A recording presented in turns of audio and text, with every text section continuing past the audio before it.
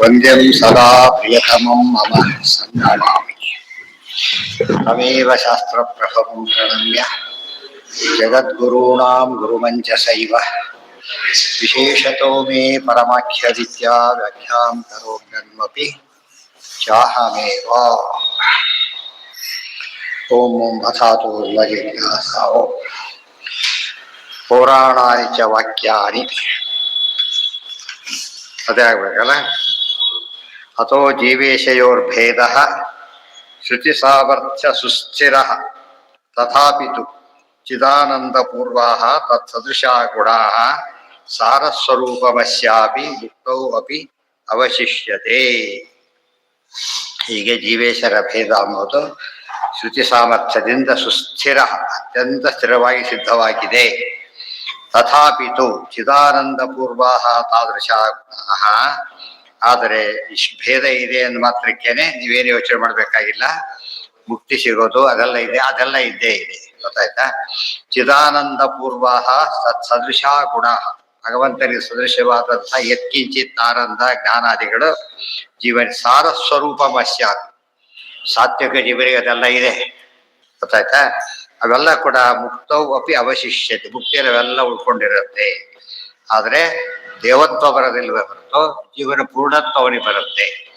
ಅಥವಾ ಅಭೇದವದೇವೈತಾ ಶ್ರುತಯ ಪ್ರವದಂತಿ. ಈ ದೃಷ್ಟಿಯಲ್ಲಿ ಏನಂತ ಹೇಳಿದರು? ಅಭೇದ ಅಂದ್ರೆ ಪರಮಾತ್ಮನ ಜ್ಞಾನಾನಂದಾದಿ ಗುಣಗಳಿವೆಯಲ್ಲ, ಸದೃಶವಾದಂಥದ್ದಿದೆ.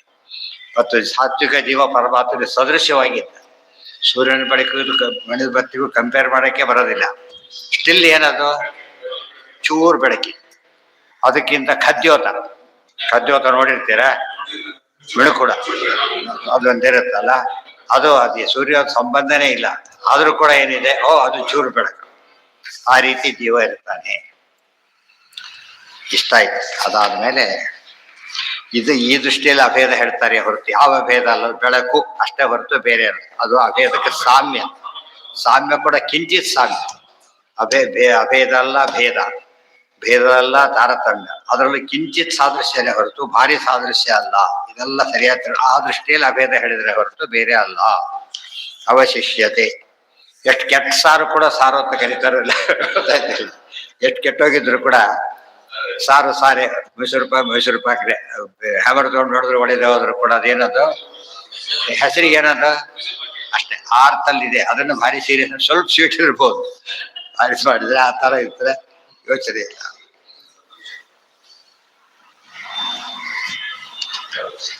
ನೆಕ್ಸ್ಟ್ ಪೌರಾಣಾನಿ ಅಂದ್ರೆ ಪುರಾಣದ ವಾಕ್ಯಗಳು. ಪೌರಾಣ ಅದಕ್ಕೆ ಪೌರಾಣಿಕರು ಅಂತ ಕರೀತಾರೆ. ಪೌರಾಣಿಕರು ಅರ್ಥವಾದ ಪುರಾಣಿಕರಾಗಿರ್ತಾರೆ. ಪೌರಾಣಾನಿ ಚ ವಾಕ್ಯಾನಿ ಸಾದೃಶ್ಯಾಭೇದ ಸಂಶ್ರಯಾತ್ ಸಾದೃಶ್ಯಾಚ್ಚ ಪ್ರಧಾನತ್ವಾತ್ ಸ್ವಾತಂತ್ರ್ಯಾದಪಿ ಚಾಭಿಧಾ. ಪುರಾಣದ ವಾಕ್ಯಗಳು ಏನೇನು ಬಂದಿವೆ ಇದಿಷ್ಟು ಶ್ರುತಿ ವಾಕ್ಯಗಳಿಗಾಯ್ತು. ಪುರಾಣ ವಾಕ್ಯಗಳು ಏನ್ ಮಾಡಬೇಕು? ಶ್ರುತಿ ವಾಕ್ಯಕ್ಕೆ ಮಾಡಿದ ಅರ್ಥದ ಅನುಗುಣವಾಗಿ ಅರ್ಥ ಮಾಡ್ತಾ ಸಾದೃಶ್ಯಾಭೇದ ಸಂಶಯ, ಸಾದೃಶ್ಯ ರೂಪದ ಅಭೇದವನ್ನ ಹೇಳ್ತಾ ಇವೆ. ಸಾದೃಶ್ಯ ಒಟ್ಟು ತೀರ್ಮಾನ ಏನಂದ್ರೆ ಸಾದೃಶ್ಯ, ಪ್ರಧಾನತ್ವ, ಸ್ವಾತಂತ್ರ್ಯಾದಪಿ ಚಾಭಿದ. ಈ ಮೂರು ಕಾರಣ ಹಿಂದೆ ಹೇಳಿ. ಸ್ವಾತಂತ್ರ್ಯ ವಿಶಿಷ್ಟತ್ವೇ ಸ್ಥಾನಮತ್ತೈಕ್ಯಯೋಗಿ ಅಂತ ಹೇಳೇ ಇರ್ತಾರೆ. ಜಿಜ್ಞಾಸಾಧಿಕರಣದಲ್ಲಿ ಸಮ್ಮರಿ ಕೊಟ್ಟಿರೋದು. ಆಹು ಈಶೇನ ಜೀವಸ್ಯ ನ ಸ್ವರೂಪಾಭಿಧಾಂ ಕ್ವಚಿತ್. ಸ್ವರೂಪದ ಭೇದ ಹೇಳ್ತಾ ಇಲ್ಲ, ಇಂಥ ಭೇದ ಹೇಳ್ತಾ ಇದ್ದಾರೆ. ಸ್ಥಾನೈಕ್ಯಮೈಕ್ಯಮತ್ಯಂಚ ಮುಕ್ತಶ್ಚತು ವಿಶಿಷ್ಯತೆ. ಸ್ಥಾನೈಕ್ಯ ಮತ್ಯೈಕ್ಯ ಇಲ್ಲಿ 3 ಹೇಳಿದ್ರು, 2 ಹೇಳಿದ್ರು. ಎಷ್ಟು ಸ್ಪಷ್ಟ ಇರ್ತದೆ ಅಂದ್ರೆ ಅಲ್ಲಿ 5 ಹೇಳಿದ್ರು 3 ಹೇಳಿಬಿಟ್ರಲ್ಲ. ಅಂದ್ರೆ ಈ 3 ಸಾದೃಶ್ಯ, ಪ್ರಧಾನತ್ವ, ಸ್ವಾತಂತ್ರ್ಯ ಎಲ್ಲ ದೃಷ್ಟಿಯಿಂದ ಬಂತು. ಆದ್ರೆ ಮುಕ್ತರಿಗೆ ಮಾತ್ರ ಸ್ಥಾನೈಕ್ಯ ಮತ್ತು ಮತ್ಯೈಕ್ಯ. ಸ್ಥಾನೈಕ್ಯ ಮತ್ಯೈಕ್ಯ ಅಂದ್ರೇನು? ವೈಕುಂಠದಲ್ಲಿ ವಾಸ ಮಾಡ್ತಾರೆ, ಅದು ಇವರಿಗಿಲ್ಲ, ಉಳಿದವರಿಗೆ ಅಪ್ಲಿಕಬಲ್. ಅದು ಅಮುಕ್ತರಿಗೆ ಅಪ್ಲಿಕಬಲ್ ಅಲ್ಲ. ಇವರಿಗಂತೂ ಇಲ್ಲೇ ಇಲ್ಲ. ಅಯೋಗ್ಯರಿಗೆ ಯಾವುದೋ ಅಪ್ಲಿಕಬಲ್ ಅಲ್ಲ. ಗೊತ್ತಾಯ್ತಾ? ಇವ್ರಿಗೆ ಹೇಳಿದ್ದ ಆ ದೃಷ್ಟಿಯಲ್ಲಿ. ಜೊತೆಗೆ ಇನ್ನು ಐಕಮತ್ಯ ಅಂದ್ರೇನು? ಕಾಮೇನ ಮೇ ಕಾಮಾಗ, ವಿರುದ್ಧವಾದ ಕಾಮನೆಗಳು ಬರೋದೇ ಇಲ್ಲ. ಇಲ್ಲಿ ಬರುತ್ತೆ, ಸಾಮಾನ್ಯ ಹೆಚ್ಚೇ ಬರುತ್ತೆ ಬೇಕಾದಷ್ಟು. ಅದೇ ಒಂದು ಕಾಮನೆ ವಿರುದ್ಧ ಬರೋದಿಲ್ಲ. ಈ ದೃಷ್ಟಿಯಿಂದ ಐಕ್ಯ ಹೇಳಿದ್ರು. ಅವರಿಬ್ರು ಒಂದೇ. ನಾನು ಹೇಳ್ತೀನಿ ಬಿಡಿ, ಏನು ವ್ಯಾಪಾರ ಒಪ್ಪೇ ಹೋಗ್ತಾರ, ಆಯ್ತಾ? ಈ ಗ್ಯಾರಂಟಿ 100% ಎಲ್ಲಿದೆ? ಮುಕ್ತಿಯಲ್ಲಿದೆ. ಇಲ್ಲಿ ಒಮ್ಮೊಮ್ಮೆ ಅಶ್ವತ್ಥಾಮಾಚಾರ್ಯ ವಿರುದ್ಧ ನಿಂತರು, ಗೊತ್ತಾಯ್ತಾ? ರುದ್ರದೇವರ ವಿರುದ್ಧ ನಿಂತು. ಆ ರೀತಿ ಅಲ್ಲಿರೋದಿಲ್ಲ. ಆಹುರೀಶೇನ ಜೀವಸ್ಯ ನ ಸ್ವರೂಪಾಭಿತಾಂ ಕ್ವಚಿತ್. ಸ್ವರೂಪೈಕ್ಯ ಮಾತ್ರ ಎಲ್ಲೂ ಹೇಳೋದಿಲ್ಲ. ಸ್ಥಾನೈಕ್ಯಂ ಐಕ್ಯಮತ್ಯಂಚ ಮುಕ್ತಸ್ಯತು ವಿಶಿಷ್ಯತೆ. ಸಾದೃಶ್ಯಂಚ ವಿಶೇಷೇಣ ಜಡಾನಾಂ ದ್ವಯಮೇವ ಭವೇತ್ ಸಾದೃಶ್ಯವತ್ಯಲ್ಪಂ ತೃತೀಯಂ ಪರಮಾತ್ಮನ. ಅಲ್ಲೂ ಸ್ಪಷ್ಟೀಕರಣ. ಸಾದೃಶ್ಯಂಚ ವಿಶೇಷೇಣ ಜಡಾನಾಂ ದ್ವಯಮೇವ ಚ. ಜಡಗಳಿಗೆ ಒಂದು ವಿಶಿಷ್ಟವಾದ ಎರಡು ಅಸ್ವಾತಂತ್ರ್ಯ ಇದೆ, ಜೊತೆಗೆ ಇನ್ನೊಂದು ಸ್ವಾತಂತ್ರ್ಯ ಇದೆ. ಏನದು? ಸತ್ವ, ಇರುವಿಕೆ. ದೇವರಲ್ಲಿ ಏನಿದೆ? ಸತ್ವ ಇದೆ. ಇವರಲ್ಲಿ ಜಡಗಳಲ್ಲೂ ಅದು ಸತ್ವ ಇದೆ. ಇದು ಕೈಕೆ ಹೇಳಕ್ ಬರತ್ತಾ? ಅಲ್ಲ. ಆದ್ರೆ ಏನಿದೆ? ಆ ಅರ್ಥದಲ್ಲಿ ಒಂದು ಅಂತ ಕರೆದ್ರೆ ಕರಿಬಹುದು, ಗೌಣಾರ್ಥದಲ್ಲಿ ಬೇರೆ ಅಲ್ಲ. ಆ ತಾಮಸರಿಗೆ ಅಷ್ಟೇ ಅಂಥದ್ದಿದೆ, ಇದೆಲ್ಲ ಇಲ್ಲ. ಅಷ್ಟೇ ನಿತ್ಯತ್ವ ಮತ್ತು ಇದಕ್ಕೆ ನಿರ್ವಿಕಾರತ್ವ. ಅದಕ್ಕೆ ಜಡಗಳಿಗೆ ವಿಕಾರ ಬೇರೆ ಇದೆ, ಅದಿಲ್ಲ. ಅಂಥದ್ದೇ. ಬಟ್ ಪಾಸಿಟಿವ್ ಆಗಿರೋದೆಲ್ಲ ಯೋಗ್ಯರಿಗೆ, ಅದು ಮುಕ್ತರಾದ್ಮೇಲೆ 100%. ಸಾದೃಶ್ಯಂಚ ವಿಶೇಷೇಣ ಜಡಾನಾಂ ದ್ವಯಮೇವತು ಭವೇ ಸಾದೃಶ್ಯವತ್ಯಲ್ಪಂ ತೃತೀಯಂ ಪರಮಾತ್ಮನ. ತೃತೀಯ ಸಾದೃಶ್ಯ ಅತ್ಯಲ್ಪ. ಸಾದೃಶ್ಯ ಆದ್ರೆ ಸಾದೃಶ್ಯ ಅಷ್ಟೇ. ಮತ್ತು ಸಿಂಹ ಚಿತ್ರ ಬರೀತಾರೆ, ಚಿತ್ರದಲ್ಲಿ ಸಿಂಹದ ಸಾದೃಶ್ಯ ಎಷ್ಟಿದೆ, ಬಟ್ ಲೈಫೇ ಇಲ್ಲ ಅದಕ್ಕೆ. ಅಲ್ಲಿಂದ ಶುರುವಾಯ್ತು. ಲೈಫ್ ಇಲ್ಲ, ಗರ್ಜನೆ ಮಾಡೋದಿಲ್ಲ, ಏನು ಮಾಡೋದಿಲ್ಲ, ಕಚ್ಚೋದಿಲ್ಲ, ಏನೂ ಮಾಡೋದಿಲ್ಲ. ಆದ್ರೂ ಏನು ಹೆಸರು ಅದಕ್ಕೆ? ಸಿಂಹ. ಸಿಂಹ, ಗೊತ್ತಾಯ್ತಾ? ದೊಡ್ಡ ಸಿಂಹ, ಏನು ಸಿಂಹ ಇದ್ದಾಗಿದೆ ಅಷ್ಟೇ. ಆ ರೀತಿ ಕರೆಕ್ಟ್ ಬೋರ್ಡ್ ಇರುತ್ತೆ, ಸಿಂಹ ಅಂತ ಬೋರ್ಡ್ ಹಾಕಿರ್ತಾರೆ. ಬರೋದ್ ಕೆಳಗೆ ಏನ್ ಬರೆದಿರ್ತಾರೆ? ಸಿಂಹದ ಚಿತ್ರ ಅಂತ ಬರೆಯೋದಿಲ್ಲ, ಸಿಂಹ ಅಂತ ಬರೀತಾರೆ. ಚಿತ್ರ ಅಂತ ಯಾಕೆ ಬರೆಯೋದಿಲ್ಲ? ಇರೋದೇ ಚಿತ್ರ, ಚಿತ್ರದಲ್ಲೇ ಬರೆದ್ರೆ ಮತ್ತೆ ಹೇಳ್ಬೇಕಾಗಿಲ್ಲ. ಅಂದ್ರೆ ಇದೆಲ್ಲ ನಿತ್ಯ ಜೀವನದ ದೃಷ್ಟಾಂತಗಳು. ಆ ರೀತಿ ಅರ್ಥ ಮಾಡಬೇಡ್ರಿ ಅಂತ ಹೇಳೋದಿಲ್ಲ. ಆ ರೀತಿ ಮಾತಾಡೋದೇ ಜನಗೊಳ್ಳ ಆ ರೀತಿ. ಆದ್ದರಿಂದ ಆ ರೀತಿ ಇದು ಮೂಲ, ಶಾಸ್ತ್ರದ ಮಾತಾಡಿ ಮೂಲ. ಅದಕ್ಕೆ ಈಶರೂಪ ಕ್ರಿಯಾಣ ಅಂಚ ಗುಣಾನಾಮಪಿ ಸರ್ವಶಃ. ಈಶರೂಪ, ಈಶಕ್ರಿಯಾ, ಗುಣಗಳು ಇವೆಲ್ಲ ಕೂಡ ತಥೈವ ಅವಯವಾನಾಂಚ ಸ್ವರೂಪೈಕ್ಯಂತೂ ಮುಖ್ಯತ. ಇದೆಷ್ಟು ಒಳ್ಳೆ ಪಾಯಿಂಟ್. ಮತ್ತೊಂದು ಏನಂದ್ರೆ, ಒಂದಿದೆ ಸ್ವಗತ ಭೇದ ವಿವರ್ಜಿತತ್ವ ದೇವರಿಗೆ ಹೇಳ್ತೇವಲ್ಲ, ಮುಕ್ತರಿಗೂ ಹೇಳಿದ್ರು ಇಷ್ಟೇ. ಇಷ್ಟರಲ್ಲೇನೆ ಸ್ವರೂಪೈಕ್ಯ. ಇವತ್ತು ಒಂದೇ ಒಂದು ಹನಿ ಫಾರಿಡಾಲ್ನಲ್ಲಿ ಎಲ್ಲ ವಿಷನೂ ಇದೆ, ಆ ಥರ. ಅದು ಮುಕ್ತರಲ್ಲಿ ಇಲ್ಲಿಲ್ಲ. ಇದು ಬೇರೆ ದೇಹ ಆದ್ರಿಂದ ಆ ರೀತಿ ಹೇಳೋದಕ್ಕೆ ಬರೋದಿಲ್ಲ. ಆದರೆ ಸ್ವರೂಪ ದೇಹಕ್ಕೆ, ಬರೀ ಸ್ವರೂಪ ದೇಹ ಆದ್ರಿಂದ ಅವಿಗೂ ಕೂಡ ಏನಿರುತ್ತಾಗ ಮೈಯೆಲ್ಲ ಆನಂದ, ಮೈಯೆಲ್ಲ ಜ್ಞಾನ. ಆ ಒಂದು ವಿಶೇಷ. ಅವಯವಗಳು ಭೇದ ಇಲ್ಲ, ಯಾಕಂದ್ರೆ ಇನ್ಸಪರಬಲ್ ಅವು. ಸ್ವರೂಪ ಇನ್ಸಪರಬಲ್ ಆದ್ರಿಂದ ಇಲ್ಲ. ಅಲ್ಲ, ಸ್ವಗತ ಭೇದ ತತ್ವ ಜೀವರಿಗೂ ಇದೆ. ಇದು ರೂಪ ಎಲ್ಲದಕ್ಕೂ ಅನ್ವಯ ದೇವರಿಗೆ. ಜೀವರಿಗೆ ಹಾಗಲ್ಲ. ಮುಕ್ತ ಜೀವರಿಗೆ ಇಷ್ಟರಲ್ಲೇ ಎಲ್ಲ ಇದೆ. ಅರ್ಥ ಆಯ್ತಾ? ಸಣ್ಣ ಆನೆಗೂ ಎಲ್ಲ ಕೈಕಾಲೆಲ್ಲ ಇರ್ಬೇಕಲ್ಲ, ಗೊತ್ತಾಯ್ತಾ? ಇಲ್ಲ ಆನೆ ಆಗೋದಿಲ್ಲ. ಬರೀ ಆನೆ ತೋರಿಸ್ಬೇಕಾದ್ರೆ ತೋರಿಸ್ಬೇಕು ಅಷ್ಟೇ. ದೇವರಿಗೆ ವ್ಯಾಪ್ತ ಎಲ್ಲಾ ಕಾಲಕ್ಕೂ ಕೂಡ ಪರಿಪೂರ್ಣ, ಗೊತ್ತಾಯ್ತಾ? ಅಷ್ಟೆಲ್ಲ ತಗೊಳ್ಳೋದೇನೆ ಅವಯವಾದಿಗಳ ಭೇದ ಇಲ್ಲ ಅಂಬೋದನ್ನ ಮುಕ್ತರಿಗೆ ಹೇಳ್ಬೋದು. ಮಹಾಲಕ್ಷ್ಮೀ ದೇವಿಗೂ ಅಂತ ತತ್ವ ಇದೆ. ಇದು ಇವರಿಗೆ ಸಂಸಾರದಲ್ಲಿ ಜೀವರಿಗೆ ಇದೆ. ತಗೊಂಡು ಏನ್ ಮಾಡ್ಬೇಕು? ದೇಹ ಬೇರೆ ಇದೆ, 3 ದೇಹ ಕೂತಿದೆ ಮೇಲೆ, ಸ್ವರೂಪ ಕಾಣೋದೇ ಇಲ್ಲ. ಅರ್ಥ ಆಯ್ತಾ? ಈಗ ನೀವು ಚಾಲು ಓದ್ಕೊಂಡಿರ್ತೀರಿ, ಚುಚ್ಚುತ್ತೆ ಏನಾಗ್ಲಿಲ್ಲ, ಹೀಗಿದ್ದು ಚುಚ್ಚಿದ್ರೆ ಸೂರ್ಯ ಆಗುತ್ತೆ. ಅರ್ಥ ಆಯ್ತಾ? ಈಗ ಸ್ವಲ್ಪ ಅರ್ಥ ಮಾಡ್ಕೊಳ್ಳಿ. ಬಾಹ್ಯ ದೇಹದ ಯಾತಕ್ಕೆ ಜೀವರಿಗೆ ಆಗತ್ತೆ ಪ್ರಶ್ನೆ. ಬಾಹ್ಯ ದೇಹ ಇದ್ದ ಮೇಲೆ ಜೀವರಿಗೆ ಆಗಬಾರ್ದಲ್ಲ. ಅರ್ಥ ಆಯ್ತಾ? ಈಗ ಉದಾಹರಣೆಗೆ ಹೀಗೆ ಶಾಸ್ತ್ರೀಯ ಏನಾಗದೇ ಇಲ್ಲ, ಈ ಚುಚ್ಚಿದ್ರೆ ಇದು ತೂತು ಬಿಡಬಹುದು, ನಮಗೇನಾಗೋದಿಲ್ಲ. ಬಟ್ ಹೀಗಿದ್ದಾಗ ಏನಾಗತ್ತಾ? ಆಗತ್ತೆ. ಗೊತ್ತಾಯ್ತಾ? ಅರ್ಥ ಆಯ್ತಾ? ಈಗ ಆದಷ್ಟು ಅಭಿಮಾನ ಇದೆ, ಅಂಟಿಕೊಂಡ್ಬಿಟ್ಟಿದೆ.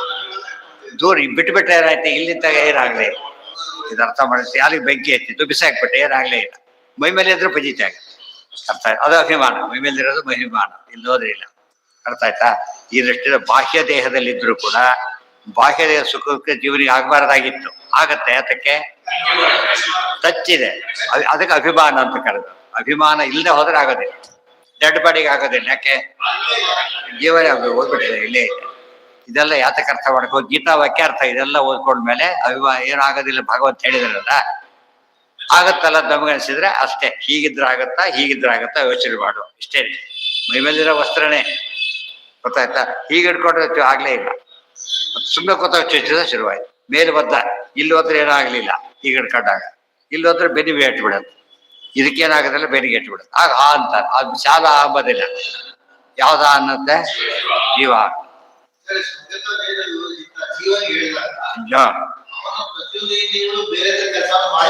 ಇಲ್ಲ ಆ ಥರ ಇಲ್ಲ, ಆ ಥರ ಅದಿಲ್ಲ.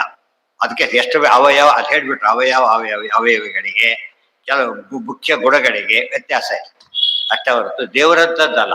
ಬಟ್ ಅಷ್ಟೇ ಲಿಮಿಟ್ನಲ್ಲಿ, ಅಷ್ಟೇ ಲಿಮಿಟ್ ಜೀವ ಹೇಗಿರ್ತಾರೆ ಅಂತ ಕೇಳಿದ್ರೆ, ಅವನಿಗೆ ಕಣ್ಣು ಕೈ ಕಾಲು ಕಿವಿಗಳಿಗೆ ಕೆಲಸ ಮಾಡ್ತದೆ.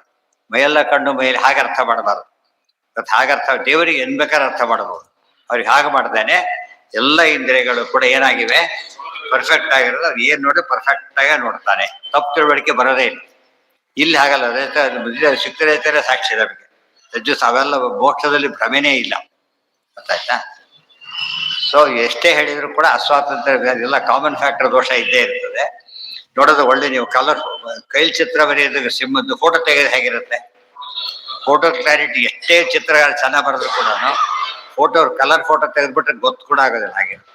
ಅರ್ಥ ಆಯ್ತಾ? ಅದು ಆ ಪರ್ಫೆಕ್ಷನ್ ಯಾವ್ದಕ್ ಬರೋದಿಲ್ಲ, ಇದಕ್ಕೆಲ್ಲ ಬರ್ಲಿಕ್ಕೆ ಸಾಧ್ಯ ಇಲ್ಲ. ಅದೇನು ನಿಮಿಷ ಇದೇ ಎಷ್ಟು ದಿವ್ಸ ಕಷ್ಟಪಟ್ಟು ಬರೀತಾರೆ ಪಾಪ ಅವ್ರು. ಒಂದ್ ದಿವ್ಸಕ್ಕಲ್ಲ 16 ದಿವಸ ತಗೊಂಡು ಕಲರ್ ತಗೊಂಡು ಏನೇನೋ ಮಾಡಿರ್ತಾರೆ. ಅದು ಒಂದು ಸೆಕೆಂಡಲ್ಲಿ ಬಂದಿರುತ್ತೆ, ಹಾಗೆ ಸೆಕೆಂಡ್ ಕೂಡ ಅಲ್ಲ, ಫ್ರಾಕ್ಷನ್ ಆಫ್ ಸೆಕೆಂಡ್ ಬಂದ್ಬಿಟ್ಟಿದೆ. ಮತ್ತೆ ಫಸ್ಟ್ ಕ್ಲಾಸ್ ಬಂದಿದೆ. ಆ ಕ್ವಾಲಿಟಿ ದೇವರು. ಉಳಿದವರಿಗೆಲ್ಲ ಕೂಡ ಬರೋದಿಲ್ಲ ಅಂತ. ಇಲ್ಲಿಗಿಂತ ಭಾರಿ ವ್ಯತ್ಯಾಸ ಇದೆ. ಅದ್ರಲ್ಲಿ ಹೋಗ್ತದೆ, ಮುಕ್ತಿಗೂ ಇಲ್ಲಿಗೂ ತುಂಬಾ ವ್ಯತ್ಯಾಸ ಇದೆ. ಈಶರು ಸಾದೃಶ್ಯಂಚ ವಿಶೇಷೇಣ ಜಡಾನಾಂ ದ್ವಯಮೇವತು ಭವೇ ಸಾದೃಶ್ಯವತ್ಯಲ್ಪಂ ತೃತೀಯಂ ಪರಮಾತ್ಮನ. ಈಶ ರೂಪಕ್ರಿಯಾಣಾಂಚ ಗುಣಾನಾಂ ವೃಷ್ಟಿದ ಈಶ ರೂಪಕ್ರಿಯಾಣಾಂಚ ಗುಣಾನಾಮಪಿ ಸರ್ವಶಃ ತತ್ ಅವಯವಾನಾಂಚ ತತ್ಸ್ವರೂಪೈಕ್ಯಂತೂ ಮುಖ್ಯತಃ. ಅದಕ್ಕೆ ಇವರು ಮುಖ್ಯತಃ ಹೇಳ್ತಾರೆ, ಇವರಿಗೆ ಅಮುಖ್ಯತಃ ಹೇಳ್ತಾರೆ. ಹೇಳಿದಾರ ಕಾಯಿ ಹಾಲನ್ನ ಹಾಲು ಅಂತ ಕರೆಯೋದು ಅಮುಖ್ಯ ದೃಷ್ಟಿಯಿಂದ, ನಿಜವಾದ ಹಾಲು ಅಂತ ಕರೆದ್ರೆ ಹಾಲೆ. ನೋಡೋದಕ್ಕೆ ಅದು ಹಾಲು ಕಂಡಾಗೆ ಕಾಣುತ್ತೆ. ಆ ರೀತಿ ಯಥೋದಕಂ ದುರ್ಗಿ ಇದಕ್ಕೆಲ್ಲ ಹೇಳಿದಿರಿ. ಆಧಾರ ಬೇಕಲ್ಲ ಅಂದ್ರೆ ಯಥೋದಕಂ ದುರ್ಗೆ ವೃಷ್ಟಂ ಪರ್ವತೇಶು ವಿಧಾವತಿ ಏವಂ ಧರ್ಮಾನ್ ಪೃಥಕ್ ಪಶ್ಯನ್ ತಾನೇವಾನು ವಿಧಾವತಿ. ಬೆಟ್ಟದ ಮೇಲೆ ಹಾಕಿದ ನೀರು ಜೋರಾಗಿ ಕೆಳಗೆ ಬಿಡುತ್ತೋ, ದೇವರಿಗೂ ದೇವರ ಗುಣಗಳಿಗೂ ನೀವು ಭೇದ ಹೇಳಿಬಿಟ್ರೆ ಅಂಥವನು ಸರ್ರತ ಬಿದ್ದು ಅಂತ ತಮಸ್ಗೆ ಹೋಗ್ಬಿಡ್ತಾನೆ. ಮತ್ತೆ ಜೋರ ಬಿಡುತ್ತೆ, ಅದು ಸಂದ ಕೊಡ್ಬೇಕಾಗಿದೆ. ಹರಿಯೋ ನೀರು ಕೊಡ್ಲಿಲ್ಲ, ಹರಿಯೋ ನೀರಲ್ಲ, ಬೇರೆ ದಪ್ಪತ್ತು ಬಿದ್ದ್ಬಿಡುತ್ತಲ್ಲ ಆ ರೀತಿ ದಪ್ಪತ್ತು ಬಿದ್ದವ್ರು ಬಿದ್ದ ಅಂತಾರಲ್ಲ, ಕೂತ ಬೇರೆ ಉರುಳಿದ ಬೇರೆ ಬಿದ್ದ ಬೇರೆ, ಆ ರೀತಿ ಬಿಡ್ತಾರೆ. ಪಪಾತ ಅಂತೀವಲ್ಲ ಹಾಗೆ. ಇತಿ ಶ್ರುತೇಹೇ ನೋಹಯಂಚ ಭೇದಾಭೇದಾಖ್ಯ ವಿಷ್ಯತೆ. ಈ ಶ್ರುತಿಯಿಂದಾಗಿ ದೇವರೊಂದಿಗೆ ಅಭೇದನೂ ಹೇಳಬಾರದು, ಭೇದಾಭೇದನ ಹೇಳಿಕೊಡುದು, ಭೇದ ಹೇಳಬೇಕು, ಕಿಂಚಿತ್ ಸಾದೃಶ್ಯ ಹೇಳಬೇಕಷ್ಟೆ. ಏಕಮೇವಾದ್ವಿತೀಯಂ ತತ್ ನೇಹ ನಾನಾಸ್ತಿ ಕಿಂಚನ ಮೃತ್ಯೋಸ್ಸ ಮೃತ್ಯುಮಾಪ್ನೋತಿ ಯೈಹ ನಾನೇವ ಪಶ್ಯತಿ ಇತಿ ಶ್ರುತೌ ಇವ ಇತ್ಯಸ್ಮಾತ್ ಭೇದಾಭೇದ ನಿರಾಕೃತಿ. ಹೋಗ್ಲಿ, ನೀವು ಅಭೇದ ಒಪ್ಪಲಿಲ್ಲ, ಬೇಡ, ಭೇದ ಹೇಳದೆ ಸ್ವಲ್ಪ ಇದು ಅಡ್ಜಸ್ಟ್ ಮಾಡ್ಕೊಂಡು ಭೇದಾಭೇದ ಒಪ್ಕೊಂಡ್ಬಿಡಿದ್ರೆ ಅದ್ರ ಒಪ್ಪಲಕ್ಕೂ ಬರೋದಿಲ್ಲ. ಭೇದಾಭೇದ ಒಪ್ಪೋದು ವಿಕಾರ ಇರೋ ಪದಾರ್ಥಗಳೇ, ದೇವ್ರ ವಿಕಾರ ಅಲ್ಲ, ಜೀವ ಹೇಳೋ ಪ್ರಸಕ್ತಿನೇ ಬರಲಿಲ್ಲ. ಜೀವೋಭಯೇಚ ಸಾದೃಶ್ಯೇ ಇತಿ ವಾಕ್ ಶಬ್ದ ನಿರ್ಣಯ. ಇವ ಉಭಯೇಚ ಸಾದೃಶ್ಯೇ ಇತಿ ವಾಕ್ ಶಬ್ದ ನಿರ್ಣಯ. ಇತಿ ಶ್ರುತೌ ಇವ ಇತ್ಯಸ್ಮಾತ್ ಭೇದಾಭೇದ ನಿರಾಕೃತಿ. ಇವ ಉಭಯೇಚ ಸಾದೃಶ್ಯೇ ಇತಿ. ಇವ ಎಂಬುದನ್ನ ಯಾವ್ದಕ್ಕೆ ಹೇಳ್ತಾರೆ, ಸಾದೃಶ್ಯ ಇಟ್ಕೊಂಡು ಮಾತು ಹೇಳ್ತಾರ. ಆದ್ದರಿಂದ ಶಬ್ದ ನಿರ್ಣಯ. ಯುವ ಶಬ್ದಕ್ಕೆ ಅರ್ಥ ಇರೋದೇ ಹಾಗೆ, ಏನು ಸಮಸ್ಯೆ ಇಲ್ಲ. ಅಲ್ಲಿಗೆ ಅಧಿಕರಣ ಮುಗೀತು. ಯಾವುದು ಅಂಶ, ಇದು ಯಾವುದದು ಅಸಂಭವಾಧಿಕರಣ ಮುಗೀತು. ಈಗ ಅಂಶಾಧಿಕರಣ, ನಾಳೆ ಅಂಶಾಧಿಕರಣ.